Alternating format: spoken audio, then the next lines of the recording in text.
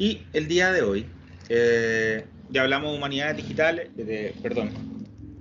investigación. Humanidades digitales fue el día de ayer, el día miércoles. Hablamos en relación a investigación, tanto del área de ciencias básicas propiamente tal, como de una aplicación más en salud desde el área de terapia ocupacional. Y hoy día queríamos nosotros colaborar en esta semana hablando de comunicación científica. Y el título de esta presentación común de Macarena Rojas y Roy Barrera, Macarena Rojas Ábalos, y Roy Barrera, es No solo de papers se educa, comunicando conocimiento desde la difusión y divulgación. Nuestros dos invitados no son periodistas, cosa que es bastante común en esta área. En caso de Macarena, es bióloga y máster en periodismo, profesora de comunicación de la ciencia en la Facultad de Periodismo y conductora de crónicas científicas en la radio TXS, que es una radio con orientación a programas de ciencia y tecnología. Y también tenemos de invitado a Roy Barrera, profesor de física y matemáticas y comunicador de las ciencias de vocación. Solo como manera de introducción, ¿por qué sería importante comunicar? Esta, como dice, es la versión light, antes que nuestros invitados profundicen más en estos temas. Porque nos permite diversas cosas. Por ejemplo, tomar decisiones como ciudadanos, formuladores de políticas, para los financiadores, etc. Ayudar a educar a la ciudadanía. Creo que hemos sufrido 9 meses de motivos. La internacionalización de las instituciones de educación superior. Mejoran los rankings tanto de instituciones como de investigadores, posicionar por lo tanto nuestro académico y finalmente también ganar proyectos, dado que uno de los criterios que se utilizan también más y más viene siendo cómo nosotros estamos comunicando lo que estamos haciendo. Bueno, con esa mini introducción le quiero dar el paso a Macarena y a Roby para que nos puedan ilustrar el día de hoy.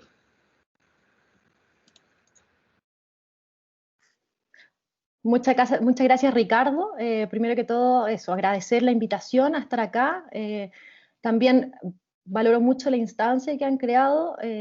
Generar una semana de la ciencia permite justamente hablar de estas cosas, hablar de los desafíos. Estamos en un contexto que es importante, donde se ha relevado justamente el rol de la ciencia. Por lo tanto, agradecer la instancia. Yo voy a compartir una pequeña presentación. ¿Me escuchan bien, cierto? 100%. Perfecto. Denme un segundo. Acá va, sí.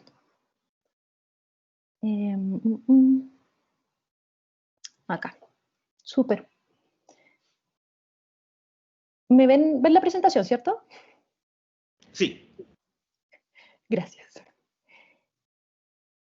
Entonces, bueno, la ciencia se comunica, esa es una gran pregunta.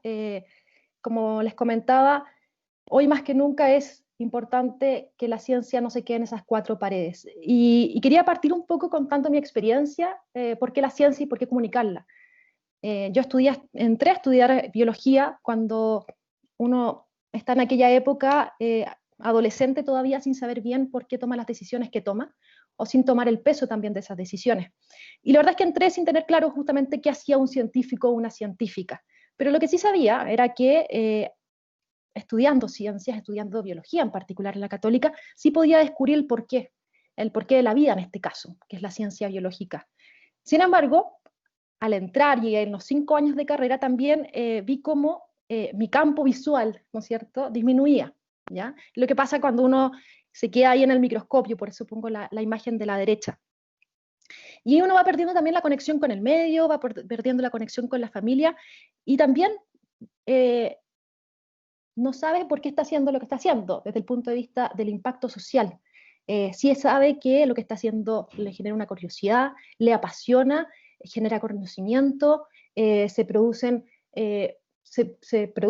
esa expectación de poder ver el resultado, de poder maravillarse también con lo que está haciendo y descubrir cosas, simplemente descubrir. Esa es la pasión que mueve a muchos investigadores, pero muchas veces no nos planteamos el por qué es importante, cuál es el impacto social y cómo podemos contribuir también a la sociedad.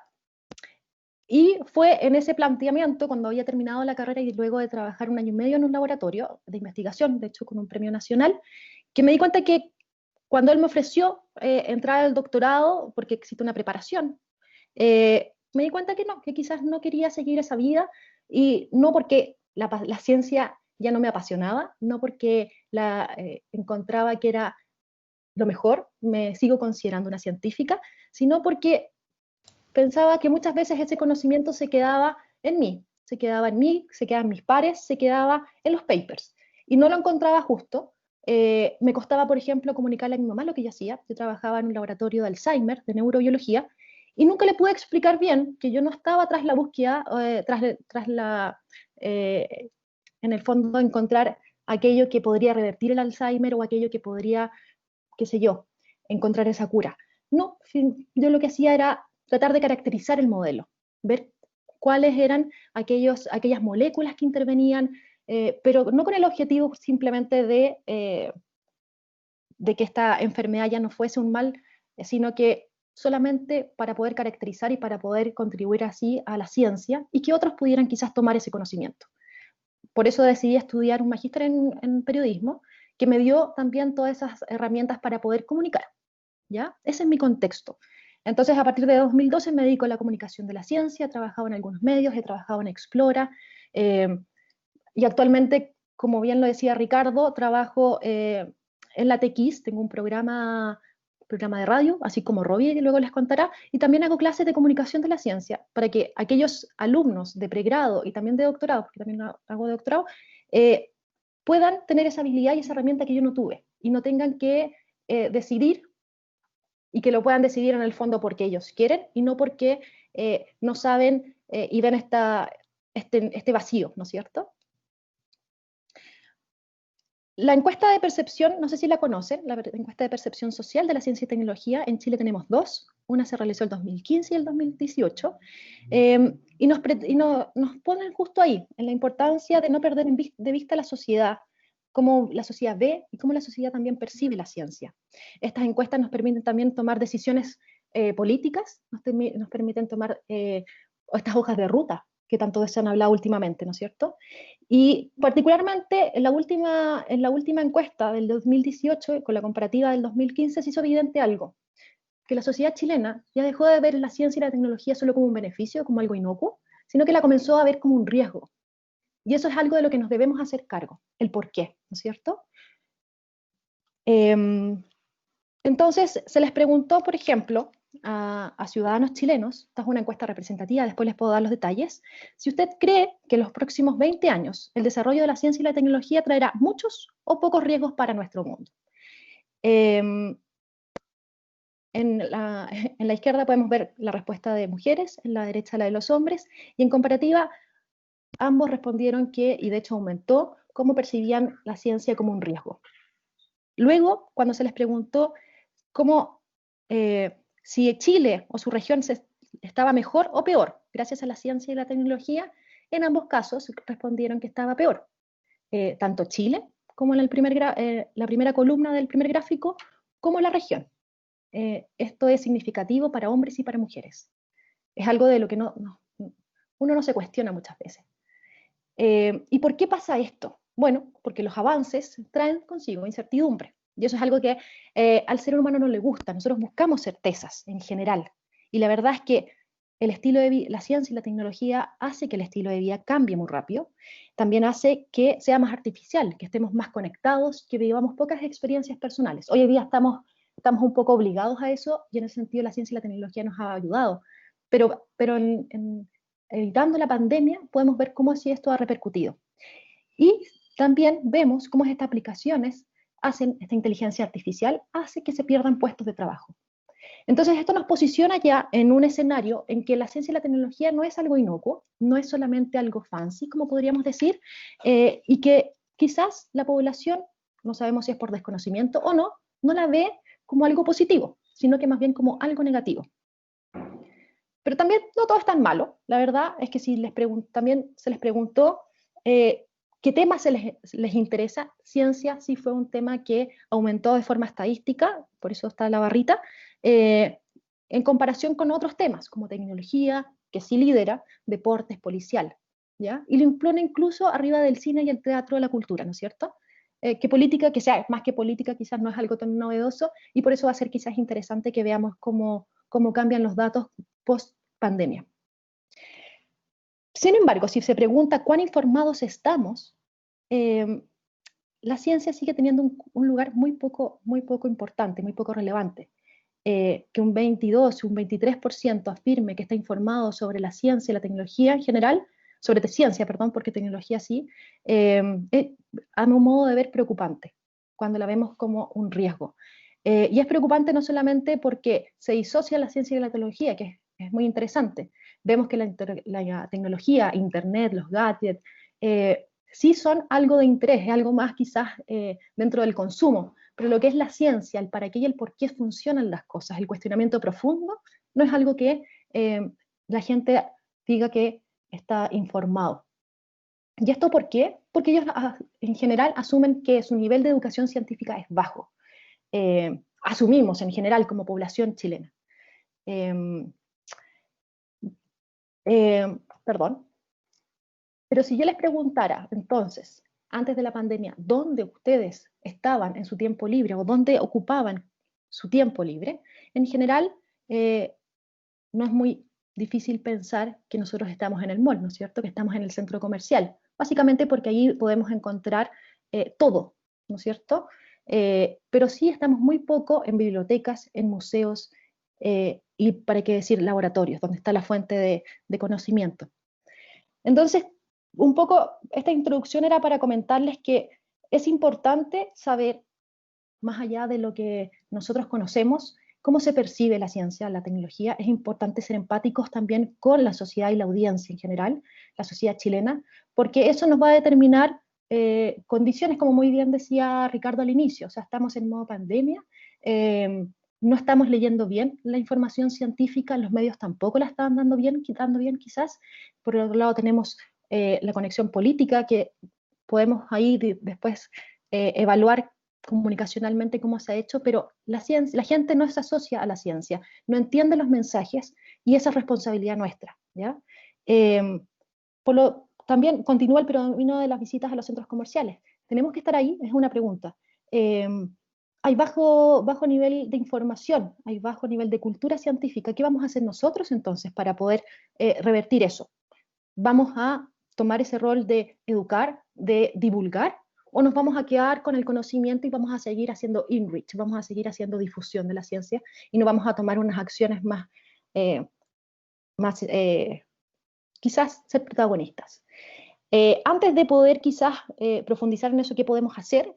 Les quiero mostrar la última encuesta de opinión pública que sacó la encuesta Feedback. Esta encuesta es de julio, y es interesante porque por primera vez incluyen a la ciencia y a quienes hacen ciencia, ¿ya? Se le preguntó a la gente por la credibilidad de una serie de autoridades, y por primera vez salió la palabra del científico, ¿ya? Es verdad que acá solamente se le preguntó en temas relativos a pandemia, a COVID, pero por primera vez se toma la palabra del científico, quien incluso estaba por encima, su credibilidad estaba por encima del colegio médico, ¿ya? Esto no había pasado antes de julio, en julio estalla. También va a ser interesante ver cómo evoluciona eso. Esto es importante porque hemos visto que entonces el conocimiento implica poder, implica también responsabilidad. Implica responsabilidad del individuo, de los investigadores e investigadores que hacen ciencia. ¿Cómo la comunicamos? ¿Cómo la podemos explicar a los demás? ¿Cómo podemos adecuarnos del lenguaje? Porque no hablamos de educar a través de bajar el lenguaje, como muchas veces se dice, sino que también cómo podemos adecuarlo a las distintas audiencias. Pero no solamente es responsabilidad de la comunidad científica o de los científicos como individuos, sino que también de la universidad. Por eso partí destacando y valoro mucho que ustedes hayan hecho la Semana de la Ciencia con distintas actividades donde incorporan a la comunidad no universitaria y universitaria para que se hagan protagonistas también de este poder y de la responsabilidad que implica el conocimiento. Cuando digo difusión, divulgación, inreach y outreach, es muy importante que tengamos en cuenta que dejemos de hacer, o sea, que no dejemos de hacer, que sigamos haciendo difusión, que sigamos haciendo inreach, que está bien que los científicos vayan a congresos, que está bien que vayan a congresos multidisciplinarios, vayan a seminarios, workshops, pero eso no es necesario, no es suficiente. Debemos hacer divulgación, debemos adecuar el lenguaje a las audiencias, debemos salir a explicarlo, y si eso implica tomar protagonismo en redes sociales, lo hacemos. Ir a los webinars, estar ahí donde es necesario estar. Una cosa no excluye la otra, pero sí debemos tomar más protagonismo en la divulgación, ¿ya? Por ejemplo, a nivel de universidad, no es suficiente con estar en los medios, con aparecer, sino cómo eso, porque los medios digitales y los medios tradicionales también ya van de caída, la gente tampoco tiene mucha credibilidad en los medios. ¿Cómo hacemos que la información entonces llegue a ellos? No es suficiente con aparecer, sino que con poder llegar. ¿Y esto para qué? Finalmente, también un poco de lo que esbozaba Ricardo, entonces me hizo mucho sentido. Esto porque la verdad es que queremos una sociedad de conocimiento, porque es una palabra y un término bastante manoseado, pero es para eso que va a implicar implícitamente una sociedad democrática y una sociedad mucho más libre, debemos permitir ese acceso a la información. Pero no solamente permitir el acceso, como yo les mencionaba, que aparezcan en medio los investigadores, sino que permitir la comprensión de esos avances, que eso implica una actividad, o sea, que implica un acto activo y no pasivo, ¿ya? ¿Esto para qué? Para favorecer que la ciudadanía forme su propia opinión, tenga este espíritu crítico y pueda así tomar decisiones basadas en el conocimiento. Que nos gusten o no son otras cosas, pero son decisiones basadas en el conocimiento. Es la única forma, como les decía, de tener una democracia y una democracia más libre. En mayo, finales de mayo de este año, Mega Research sacó esta encuesta que ya venía de octubre, donde se quería caracterizar un poco los sentimientos del chileno. ¿Y esto por qué lo digo? Porque cuando hablamos de poder, cuando en la diapositiva anterior yo hablaba de la comprensión de los avances y hablaba de audiencias, no basta con determinar una audiencia y comunicarla, comunicar y adecuar este lenguaje, sino que también de poder ver el contexto social en el que estamos. Y en ese sentido, quiero destacar esta investigación de Mega Research, que quisieron caracterizar justamente cómo se sentían los chilenos, cómo ha cambiado este contexto y ha cambiado también los intereses, por lo tanto. En octubre del 2019, en estallido social, esto fue a finales, entonces ya estaba comenzando, pero había esta euforia, ¿cierto? Esta euforia social, donde había una gama de emociones, optimismo, también había miedo, había quizás un poco de agresividad, pero había una reprobación hacia algunas autoridades o hacia la oposición, había una serie de emociones. Hoy en día, en pandemia, el panorama es totalmente distinto, y por lo tanto las emociones que vamos sintiendo son totalmente distintas. Acá todo se aúna a que predomine, por ejemplo, la inseguridad, la incerteza, la resignación y la angustia, ¿no es cierto? En el estallido social, nosotros nos habíamos volcado hacia afuera, habíamos volcado hacia lo externo, nos habíamos tomado estos espacios públicos para lograr derechos ciudadanos. Hoy en día estamos todos dentro de nuestros hogares, algunos con crisis por el aislamiento físico, que algunos lo tomaron como social, y ya no está solamente en juego la evolución del país, sino que la vida de las personas. Entonces las emociones ya no son externas, sino se vuelcan hacia adentro. Por lo tanto, también es importante tomar en cuenta que si, por ejemplo, nuestra audiencia la teníamos bien caracterizada, quizás los intereses ya no son los mismos, y nosotros también tenemos que hacernos cargo de eso, ¿ya? Porque si finalmente nosotros no comunicamos, los científicos, los académicos, los profesores, aquellas personas que tienen esa élite intelectual, somos todos nosotros, otros sí lo van a hacer. Y esos otros que no tienen el panorama completo, que no tienen, que no saben muy bien, o que ellos con mala intención eligen qué van a destacar frente a otras cosas, comenzamos a ver entonces cómo los negacionistas toman protagonismo y van tomando más fuerza. Esta es una fotografía, este es un ejemplo de lo que pasó el año pasado, en agosto, cuando Tendencias, el suplemento de ciencias del diario La Tercera, quiso hacer una comparación o poner en dos posiciones de igual de equivalencia a los científicos y a los antivacunas, con el titular "Se enciende la batalla", la ofensiva de los antivacunas chilenos.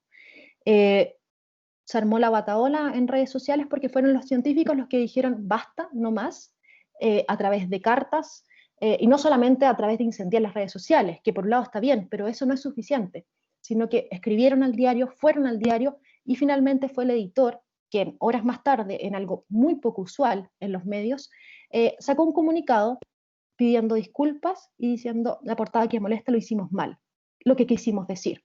¿Ya? Y ahí explicaba un poco que nunca quiso equiparar o predominar estas dos fuerzas de los científicos, sino que se entendió de otra manera, y lo que querían hacer era explicar un poco el contexto, porque en el reportaje sí se podía leer que había muchos científicos y si bien estaba también la voz de los antivacunas, se dejaban como que eran personas que eran negacionistas, pero el titular y la puesta en escena fue totalmente contrario. Y más de lo mismo, estamos en pandemia, entonces si nosotros no comunicamos, hay un exceso de información que la OMS denominó como infodemia, circulando en las redes sociales, estamos en las redes sociales, en el boom de Internet, entonces si nosotros no comunicamos van a salir los negacionistas, algunos de ellos son jefes de Estado, y van a seguir circulando todos estos virales que podemos ver por WhatsApp, que podemos ver por todos los tipos de plataformas. Entonces el llamado que les quiero hacer es, tenemos un poder, que es el conocimiento, y tenemos un deber ético con ello. Y eso significa hacernos cargo de eso, dejar nuestra zona de confort y nada, salir a comunicar ciencia.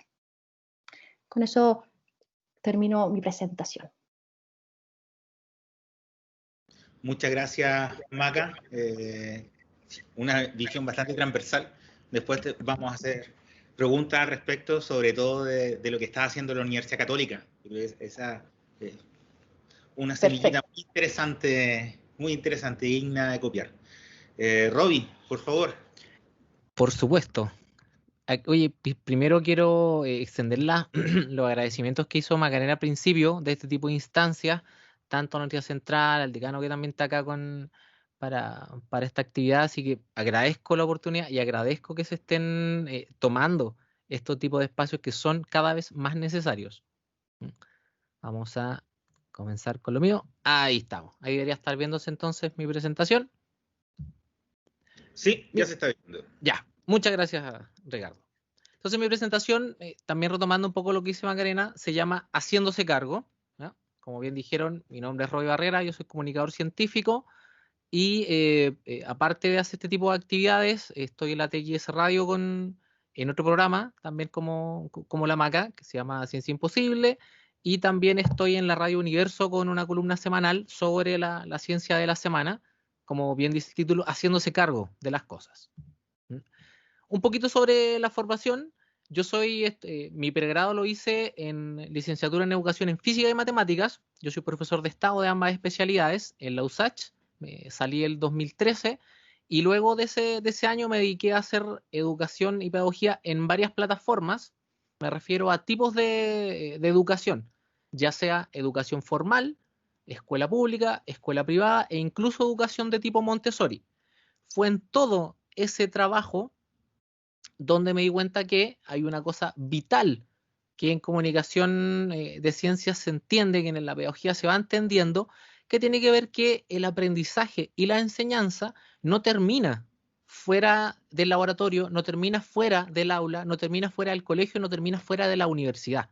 Todo es currículum de enseñanza, solía decir una de mis profesoras de tesis, y hasta el día de hoy todavía no logro demostrar que está equivocada. Fue ya por el 2018 cuando descubrí que se podía uno dedicar, entre comillas, profesionalmente a comunicar las ciencias. Era algo que yo quería hacer. Me pareció una especie de llamado. Dije, oye, aquí hay que empezar a hablar de estas cosas porque parece ser que hay una especie de separación, como bien lo ejemplificó la Maca con la encuesta de percepción social de la ciencia y la tecnología, una especie de separación entre lo que la gente cree o espera de la ciencia y entre lo que la gente sabe de la ciencia. Entonces, ¿por qué no empezar a comunicarla, a divulgarla, a difundirla? Primero les quiero hablar un poquito del síndrome del impostor. Probablemente les suene más de alguna oportunidad. Es una tendencia a minimizar los logros personales? ¿Mereces el éxito que posees? Normalmente la gente que sufre del síndrome del impostor se hace mucho esta pregunta. Y no importa cuántos doctorados, cuántos postdoctorados, cuántas publicaciones, cuántos libros o cuántos éxitos logre esa persona, siempre va a pensar que no es suficiente, que no puede declararse experto o experta en el área. Y les voy a dar ejemplos de personas que sufren del síndrome del impostor y me van a decir, pero ¿cómo esas personas son tremendamente exitosas? Escritores de la talla de Maya Angelou o Neil Gaiman, por ejemplo, actores y actrices como Michelle Pfeiffer o Tom Hanks sufren del síndrome del impostor.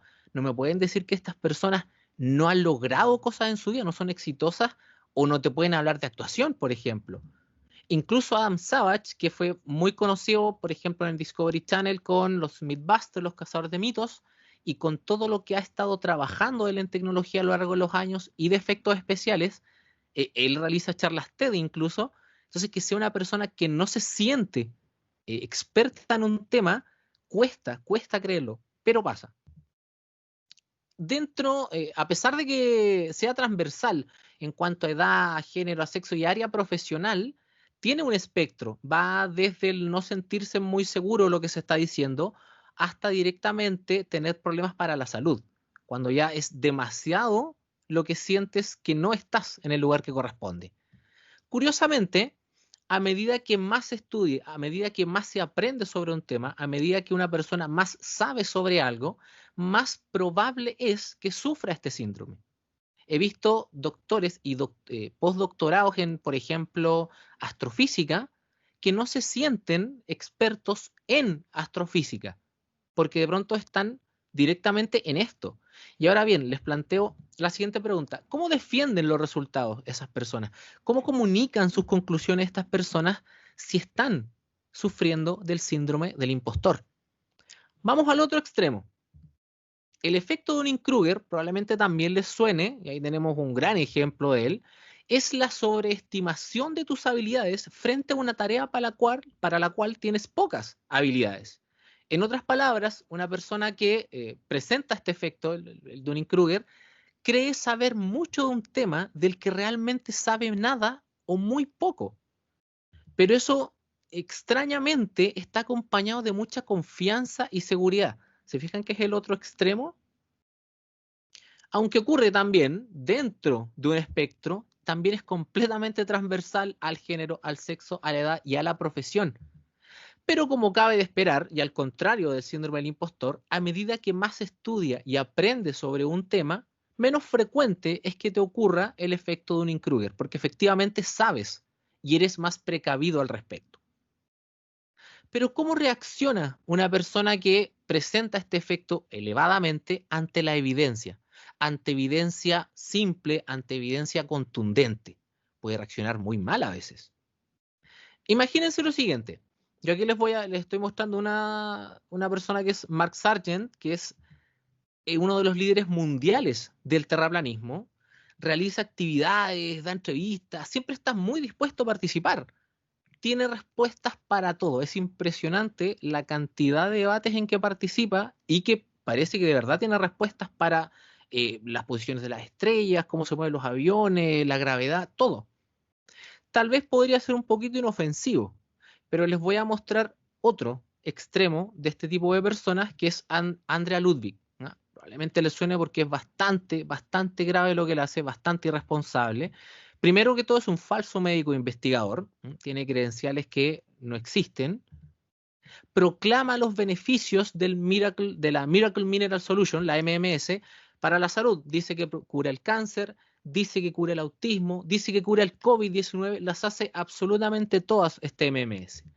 Y tiene este sesgo cognitivo de ser un luchador ante una cruzada. Lo atacan aquí, lo atacan por allá, le bajan una actividad aquí, le evitan una charla allá, entonces esta persona dice, yo estoy bien en lo que estoy haciendo, yo sé mucho y por eso quieren callarme. Entonces empieza a generar un sesgo y una separación de estas dos personas. Imagínense el escenario, que no tienen tampoco que imaginarlo mucho porque ocurre, en el que efectivamente empiezan a separarse de la sociedad, a dejar de recibir la evidencia contundente, a dejar de escuchar a profesionales, a dejar de escuchar a gente de ciencia y comenzar a crear sus propias comunidades, sus propios seguidores, sus propios encuentros y actividades. Entonces aparecen este tipo de cosas. Cursos de sanación cuántica, charlas sobre lo bien que hace el agua de mar para la salud, conferencias de homeopatía, encuentros de terraplanistas. El año pasado iba a haber uno acá en Chile. Aparecen marchas contra las vacunas, contra el 5G, contra las mascarillas. Entonces, este tipo de cosas ocurren por la seguridad que tienen algunas personas frente a su falta de conocimiento. Y aquí hay un tema del que hay que hacerse cargo, un tema en el que hay que ser responsable.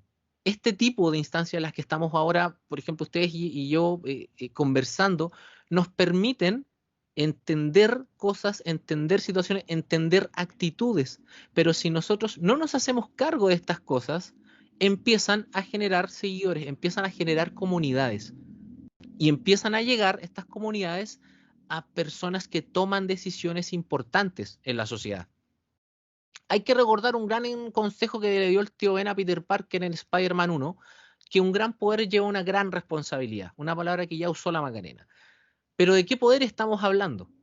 Ya, no voy a hablar de superpoderes, ¿cierto? Porque estamos en el mundo real, en un mundo donde actualmente hay unos 8.000 millones de personas según las Naciones Unidas. ¿Qué tipo de poder puede existir que sea realmente un poder en un mundo así?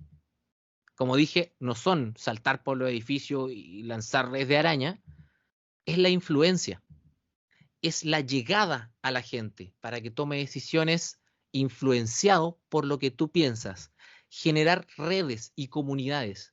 Y ese tipo de personas de las que no se está haciendo, de las que no se hace cargo cuando se trabajan estas actividades, pueden ser líderes políticos, tal como mencionó, por ejemplo, Bolsonaro o que en un momento negaba el cambio climático y él ha ido variando el discurso un poco, pero ha hablado, por ejemplo, de la hidroxina, el dióxido de cloro, Madonna, por ejemplo, o Miguel Bosé, que no son autoridades científicas, pero tienen una gran llegada al público, han hablado en contra de la pandemia, han hablado en contra de las mascarillas, que el COVID es una conspiración de Bill Gates, que no entiendo cómo funciona eso, pero está digno de una novela de ciencia ficción.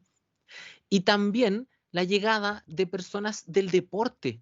Novak Djokovic es uno de los tenistas más grandes que ha existido, es muy influyente, la gente también lo sigue, lo admira porque es un gran deportista, pero él hace relativamente poco ha declarado que es antivacunas. Entonces, eso también genera que mucha gente diga, como él es importante y él tiene influencia y él dice eso, yo lo voy a seguir.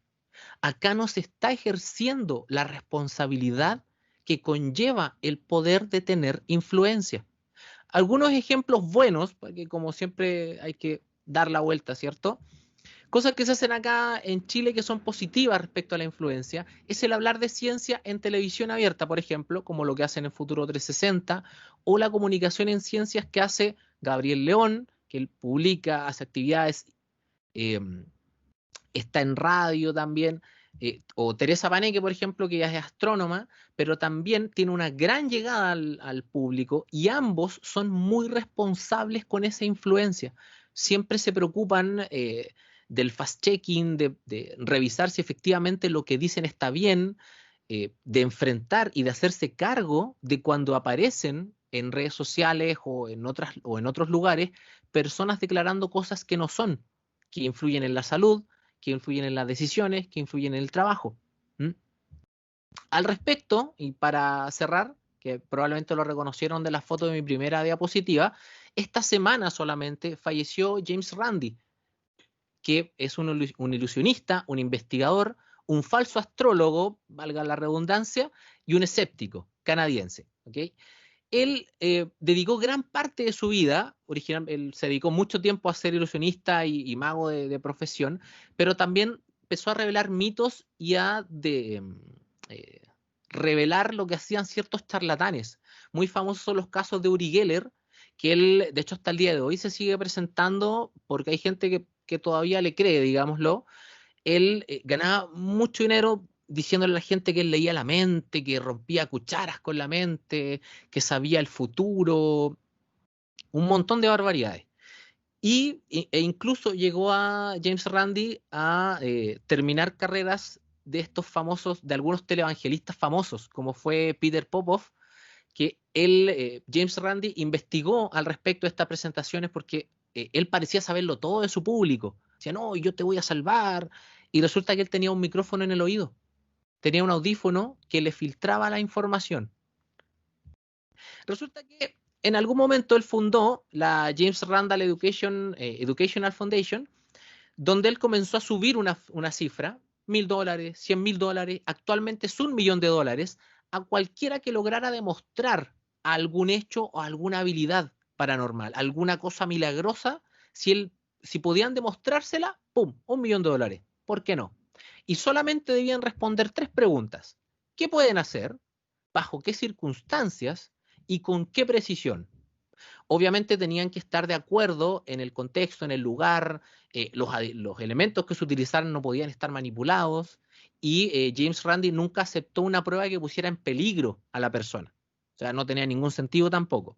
Hasta el día de hoy nadie ha reclamado el premio. Y de hecho, como bien mencioné, James Randi falleció esta semana y él nunca vio que ese premio se entregara.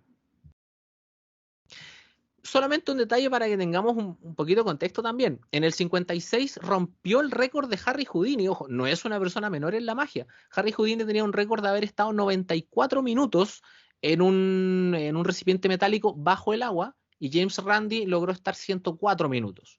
Él sabía de lo que estaba hablando en este tipo de situaciones. Pero siempre que se presentó, le decía a la gente, todo lo que han visto hoy son trucos. No hay nada sobrenatural involucrado. Siempre abogó por darle a la gente el conocimiento, porque como decía la Maca, la idea es que las decisiones se tomen informadas, pero que se tomen decisiones con una base correcta. Y con lo que quiero cerrar, que tiene que ver con lo que estamos hablando, abre, comunica, difunde, divulga el conocimiento, la cultura, la información y los resultados. Y hazte responsable de tu plataforma de comunicación, de dónde estás y de a dónde llegas. No asumiendo estupidez, no asumiendo que la gente no va a entender lo que te dice, sino que asumiendo el potencial que tiene la gente de aprender y de estar dispuesta a estar a la altura, si es que la tratas como una persona que está a la altura de lo que le estás diciendo. Muchas gracias. Muchas gracias, Roby, por la presentación. Otro lado, ¿cierto?, de esta comunicación y las necesidades de realizarla. Antes de, bueno, de nuevo, darle las gracias en nombre de la facultad, del Instituto de Investigación, de la universidad, por aceptar la invitación. Y antes de abrir las preguntas, quería hacerles yo unas preguntas, o en verdad una, pero para ambos en sí. En el caso de Macarena, tú estás involucrada en esta docencia, ¿cierto?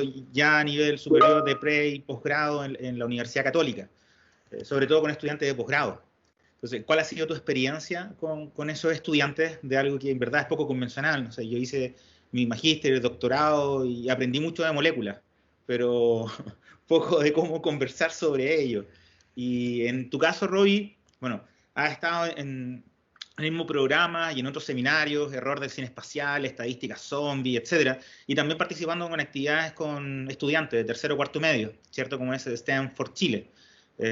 Asociado a este aprendizaje basado en problemas y mezclando también los objetivos de desarrollo sostenible de la OMS, que de a poco nos tenemos que ir impregnando de ellos. Entonces, en sí, ¿cuál ha sido la reacción de sus estudiantes y cómo se acercan a ustedes después de esa actividad, después de la clase? ¿Sí? Eso me gustaría si podían comentar.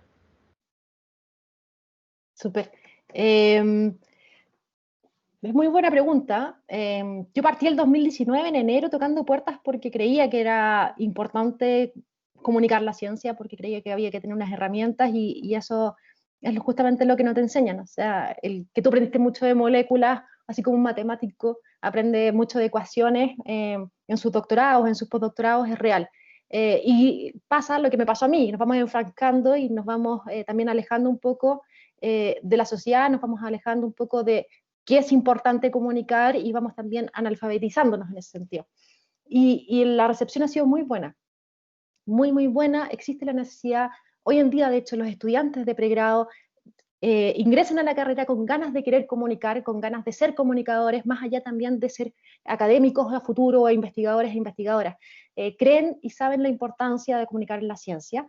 Y en los más adultos, porque también hago talleres a científicos, lo agradecen muchísimo. Lo agradecen muchísimo por establecer espacios de capacitación o de entregar herramientas que muchas veces no las consideran, no las tienen a mano, y de lo que tenemos que hacernos responsables quienes estamos ahí creando este puente, ¿no es cierto? Y las universidades también tienen que hacerse responsables. Yo creo que no debería costar tanto tocar tantas puertas para que se pudieran abrir espacios de comunicación de la ciencia.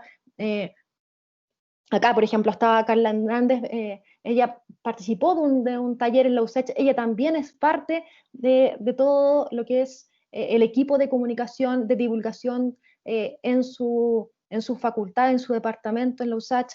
Es importante. La Católica le ha costado entender, ya vamos trabajando y vamos avanzando cada vez más rápido, pero la invitación es a que también se la jueguen, se la jueguen. Los investigadores, los estudiantes lo agradecen muchísimo, agradecen mucho esas instancias y que también les genera y les abre oportunidades.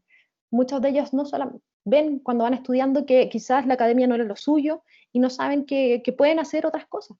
Y la comunicación de la ciencia, la comunicación especializada, es algo de lo que quizás más adelante se va a hacer mucho más importante incluso en los medios.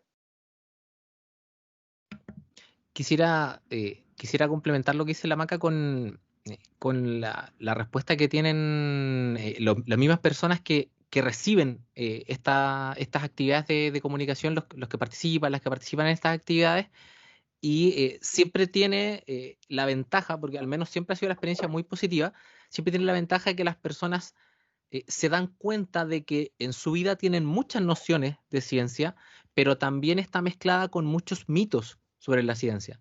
Y de esos mitos, uno trata de hacerse cargo en estas actividades. Por ejemplo, la charla que mencionó Ricardo, que son los errores del cine espacial, son cosas que uno tiene tan metidas en la cabeza sobre conceptos sobre la gravedad, conceptos sobre la atmósfera, conceptos sobre otros planetas, conceptos sobre la vida extraterrestre, que nos permiten de cierta forma soñar con escenarios que son entretenidos. Entretenido ir a ver una película, entretenido ir a ver, no sé, naves espaciales, sé yo, pero uno también tiene que tener los pies puestos súper bien en la tierra de decir que si llegamos a ese nivel, falta un buen momento y tenemos que tener pasos intermedios, y para llegar a ese nivel tenemos que ir construyendo algo muy sólido, y para construir algo sólido tenemos que ser capaz de exigir ese tipo de cosas sólidas.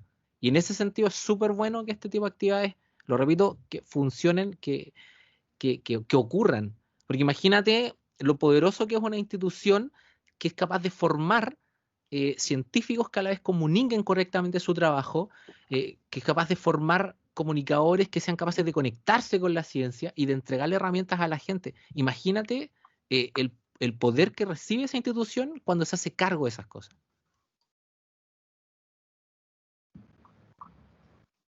Sí, gracias, Roby, por la respuesta. Es desafío yo creo para todos, de todos los estamentos de la universidad y los estamentos de la sociedad. Y bueno, abrir las preguntas. Decano, por favor. Hola, muchas gracias. Buenas tardes. En primer lugar, felicitar a Macarena y a Roby Barrera. Y felicitarnos todos acá, los que estamos participando, por el hecho de que estamos cerrando una semana de la ciencia que nuestra universidad ha querido desarrollar, y nos acompaña acá Felipe Guevara y Edith Catalán, que yo sé lo difícil que es organizar este tipo de eventos al interior de una universidad, y fue bastante ambicioso, una semana completa, un día, digamos, dedicado a un tema diferente, y por lo tanto creo que ese solo hecho tiene que ver con lo que estamos conversando en este seminario: comunicar, y siempre es difícil comunicar, y en este caso comunicar la ciencia. Así que yo quiero agradecerles y decirles que ustedes están sembrando. Probablemente la cosecha no la van a ver en un horizonte de tiempo muy rápido, porque así son las siembras complejas. Y lo que ustedes están tratando y lo están haciendo, y eso es muy interesante, los testimonios que nos han contado esta tarde, el hecho que están haciendo esto de que los futuros investigadores sean capaces también de comunicar lo que están haciendo, cosa que no es nada de fácil, porque sabemos que el lenguaje es complejo, el lenguaje científico es difícil, utiliza conceptos que no son de manejo popular, y entonces el puente para poder comunicar realmente es todo un desafío. Yo quiero agradecerle y quiero felicitarnos de que estemos terminando esta Semana de la Ciencia con este tema de los desafíos de comunicar. Y Macarena hacía 3 preguntas que me parecen tremendamente importantes, porque ¿qué es importante comunicar? ¿Por qué es importante comunicar? Claro, porque no todo lo que hacemos a lo mejor hay que comunicarlo, y a comunicarlo a todos, a lo mejor hay que segmentar los públicos, no sé, pero ella hacía la primera pregunta, ¿qué es importante comunicar? Por lo tanto, uno tiene que preguntarse, oye, de todo lo que hago, ¿qué es importante comunicar? Yo lo encuentro tremendamente desafiante, porque no lo dijo, pero se desprende cómo comunicar eso que creemos que es importante.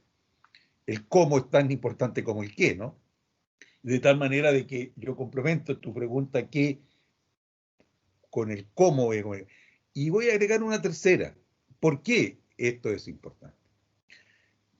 También se desprende un poco de lo que ustedes han dicho durante esta tarde, pero el por qué. Es importante para nosotros, para nuestro ego personal, de decir, mire todo lo importante que estoy haciendo. Es importante para las universidades, o es importante para la sociedad en definitiva. Yo pienso, y en esto quiero terminar, esta pandemia en la cual todavía estamos inmersos y que nos ha hecho necesariamente preguntarnos muchas cosas, yo creo que puede responder, ayudar a responder el por qué. Porque la gente escucha las noticias, escucha datos y no sabe cómo interpretar esos datos. Porque lo que se entrega muchas veces no es información. Entendiendo yo, separando lo que es la entrega de datos, tantos muertos, tantos enfermos, tantos respiradores, transformar esa cantidad de datos enorme que inunda, pero transformarlo en una información útil. Y ese hecho, esa transformación del dato en información, bueno, lo tiene que hacer alguien que sepa manejar, cruzar datos, un dato con el otro. Cuando hacen comparaciones con otros países, a veces da vergüenza porque los periodistas no saben o utilizan mal los conceptos de incidencia, prevalencia, etcétera, una serie de conceptos y comparan en forma inadecuada. Yo creo sinceramente que esta Semana de la Ciencia de nuestra universidad, pero que se inserta también en un gran esfuerzo a nivel general para que se pueda destacar con más claridad la importancia que es invertir en la ciencia. Y como todos hemos visto las noticias tremendas de que el presupuesto de ciencia no va a seguir subiendo, se mantiene estancado, lo cual es una lástima como país, uno lo puede entender en contexto de tantas otras necesidades, pero está claro de que aquí ustedes nos han demostrado con claridad la importancia de saber comunicar, saber preguntarse, y una universidad, y aquí está Felipe, tiene que saber también la misma pregunta que se hace uno: ¿qué comunicar, cómo comunicar, a quién comunicar, en qué momento? La oportunidad de la comunicación. A veces es muy importante, pero si no es oportuna, a lo mejor también se pierde ahí un momento crucial que hay que saber aprovecharlo. Así que muchas gracias. Yo, como decano de la Facultad de Ciencias de la Salud, mi nombre es Patricio Silva, estoy muy contento y muy agradecido de la participación de ustedes, y yo creo que van a dejar una inquietud grande en todos nosotros. Muchas gracias nuevamente. Muchas gracias, decano.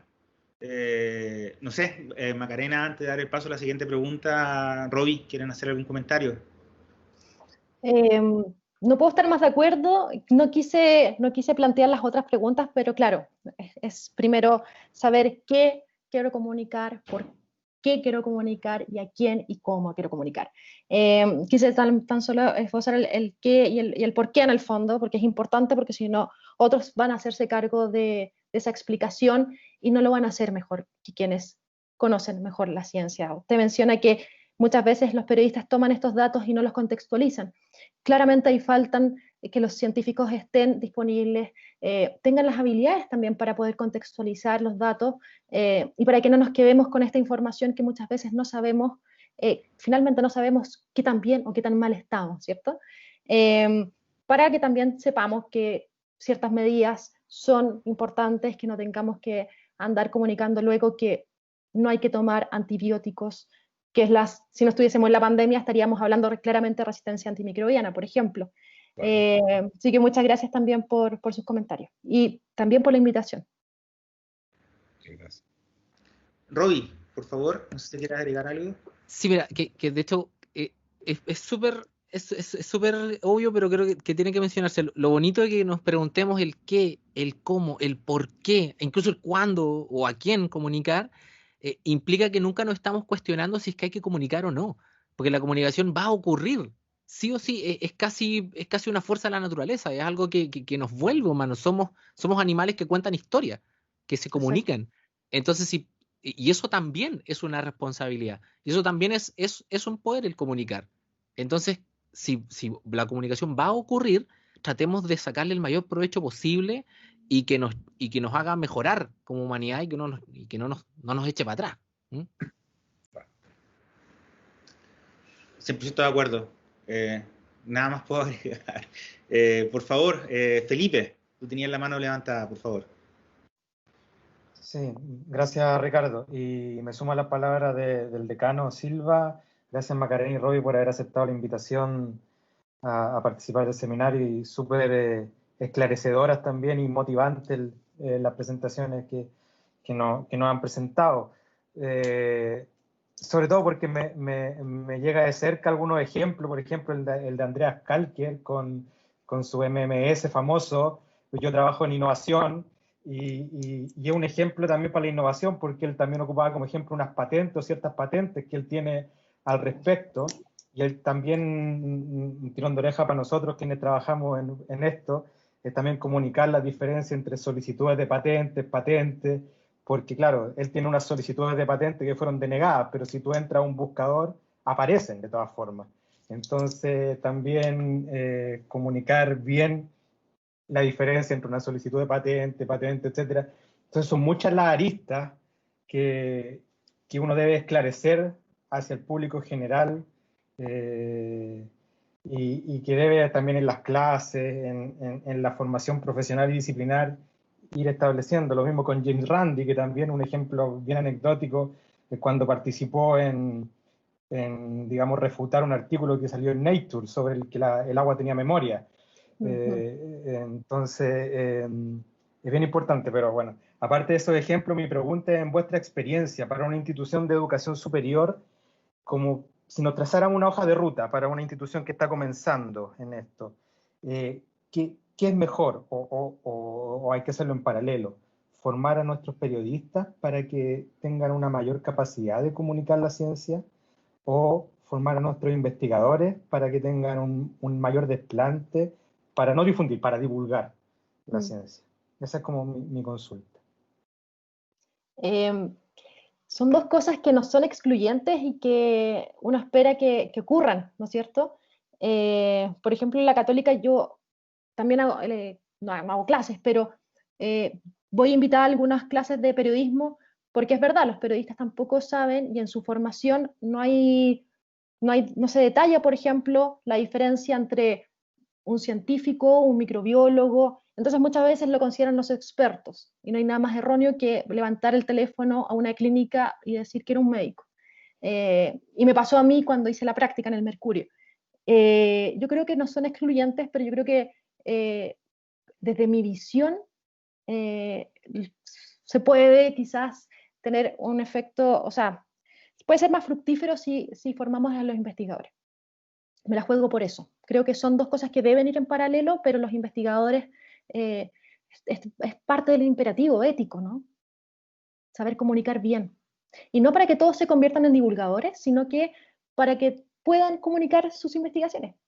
O sea, tener un curso en pregrado de optativo o de especialización, como en el caso por ejemplo, la Facultad de Ciencias Biológicas, se agradece muchísimo y lo agradecen muchísimo. Fíjate que a mí me gustaría que las formaciones, en el caso que si se tuviera la oportunidad de juntar ambos pregrados en alguna instancia, pudieran complementarse. O sea, de repente, gente que esté en el primer año de periodismo y gente que esté en el primer año de algún tipo de carrera, ya sea un plan común de ingeniería, ya sea bioquímica, tengan ramos en común para que puedan generar redes. Porque es como recordar lo que pasa en la película Armagedón, de que le dan formación de astronautas a gente que hace excavaciones petroleras, y algunos decían era más fácil enseñarle a un astronauta a cómo hacer un hoyo que a alguien que sabe hacer un hoyo a cómo ser astronauta. Pero eso en detrimento de una sobre la otra. Yo creo que sería súper enriquecedor que ambas carreras desde un principio pudieran compartir para que supieran cuáles son las dificultades que tiene el otro profesional.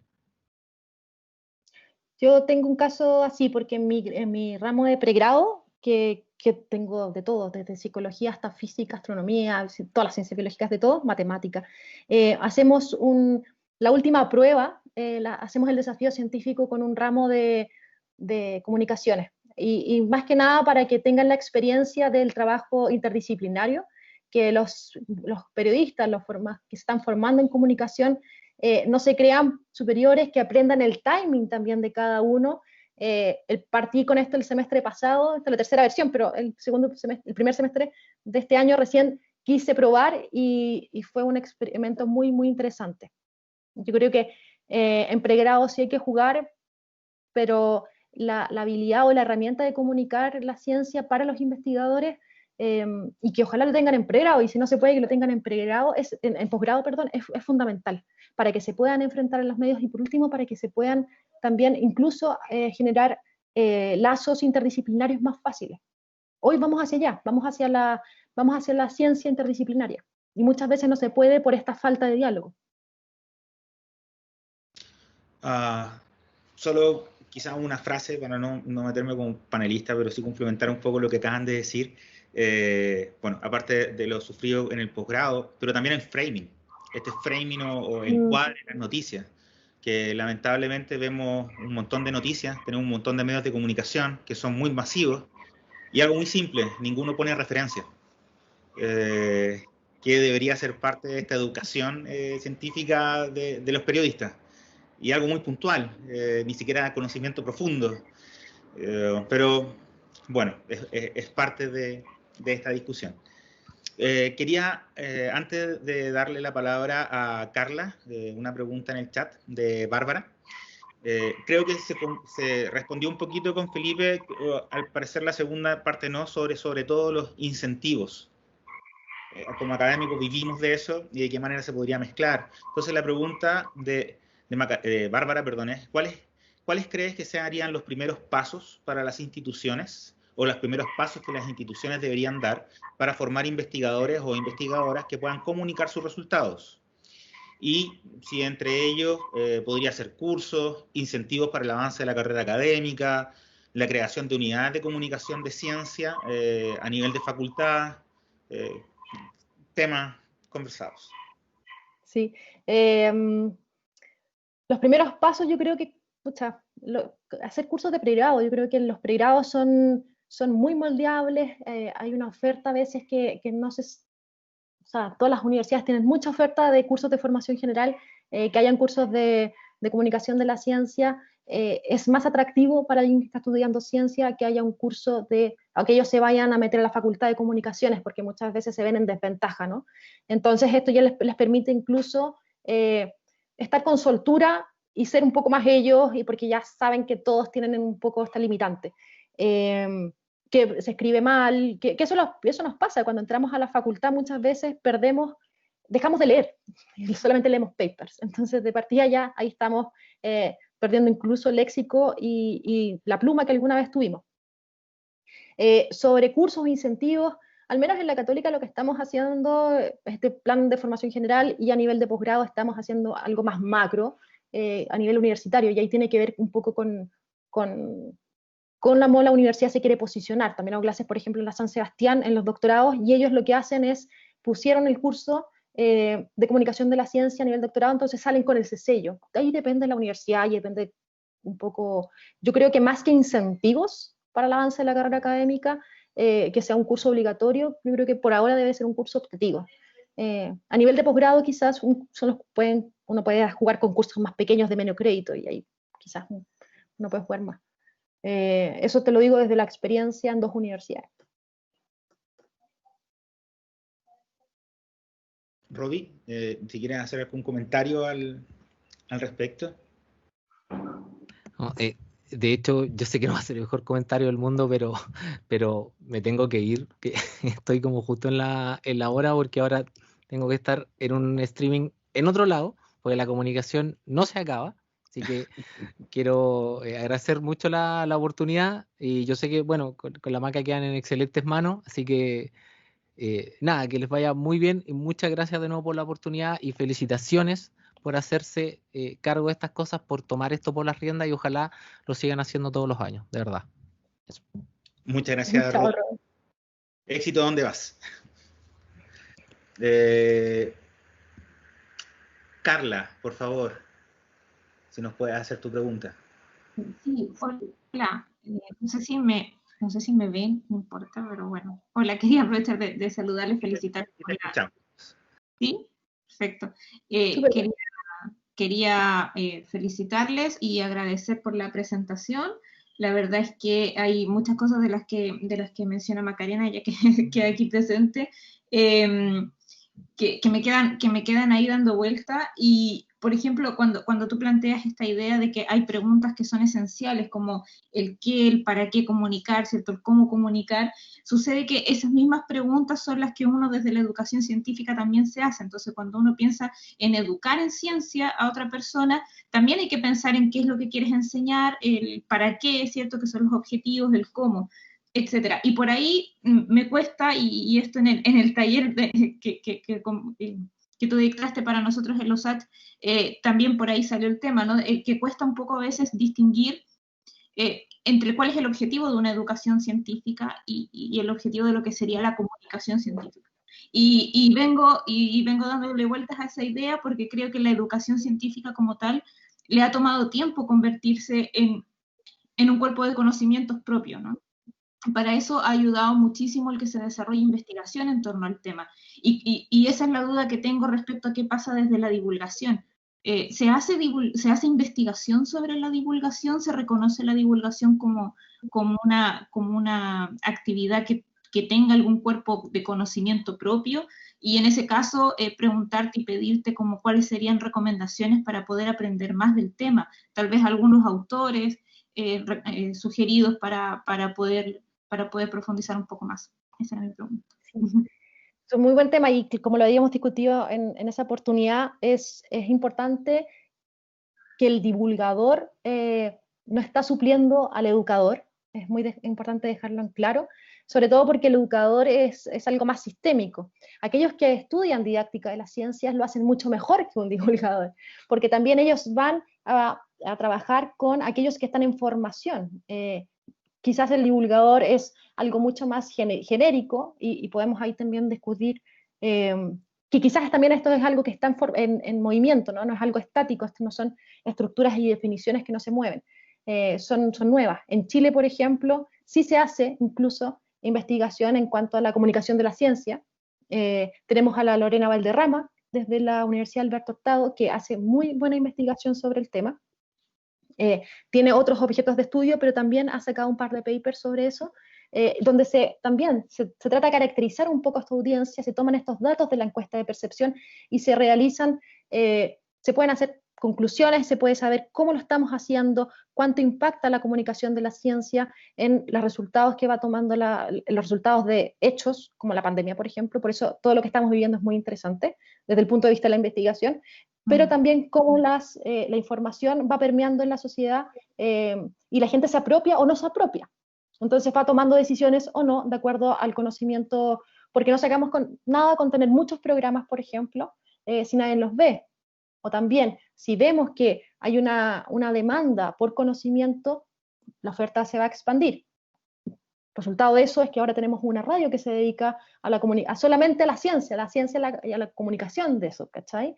Pero Lorena Valderrama, también Marcos Méndez de la Universidad de Chile, Patricia Peña también. Rápidamente te podría dar solamente esos 3 nombres, pero claramente te puedo dar después si con calma me acuerdo. No, perfecto. Genial. Muchas gracias. De nada. Muchas gracias, Macarena. ¿Hay alguna, si no hubiera alguna otra consulta, o en el chat, o ahora? Bueno, en resumen es muy importante. Y tenemos que hacernos cargo de eso. Bueno, esto es parte de... Por supuesto, partí felicitándole. Es la tercera vez que estás con nosotros, Macarena, así que muchas gracias por ello. Y bueno, en la anterior estuvo Patricia, así que Patricia Peña, desde la Universidad de Chile también. Nada, de a poco va aprendiendo esto, así que te lo agradecemos mucho.